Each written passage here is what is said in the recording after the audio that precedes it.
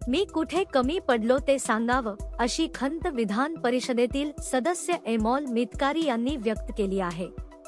राष्ट्रवादी काँग्रेस पक्षात झालेल्या अलीकडील राजकीय घडामोडींनंतर त्यांचा पत्ता कट झाल्याने राजकीय वर्तुळात चर्चेला उधाण आले आहे.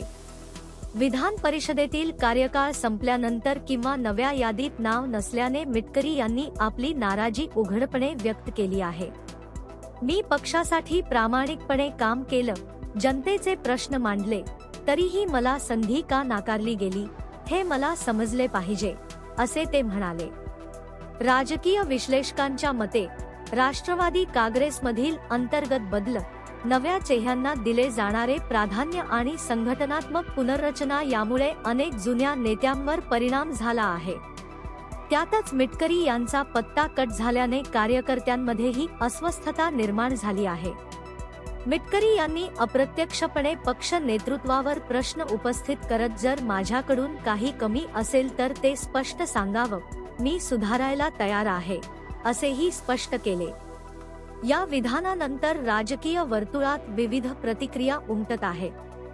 काहींनी याला वैयक्तिक नाराजी म्हटले आहे, तर काहींनी पक्षातील बदलत्या समीकरणांचे उदाहरण मानले आहे. सध्या राष्ट्रवादी काँग्रेसकडून यावर अधिकृत प्रतिक्रिया आलेली नाही. मात्र मिटकरी यांच्या वक्तव्यामुळे राज्याच्या राजकारणात नवा चर्चेचा विषय निर्माण झाला आहे.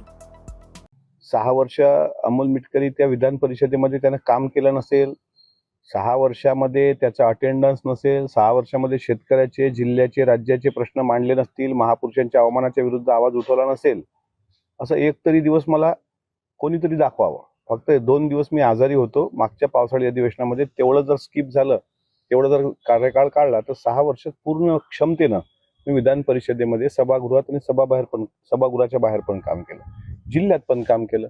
मी कमी कुठं पडलो ते एकदा सांगावं. जो काही आमदार विकास निधी येतो तो पण माझ्या जिल्ह्यात गोरगरीब खेड्यापाड्यामध्ये मला जो देता आला तो हे केला.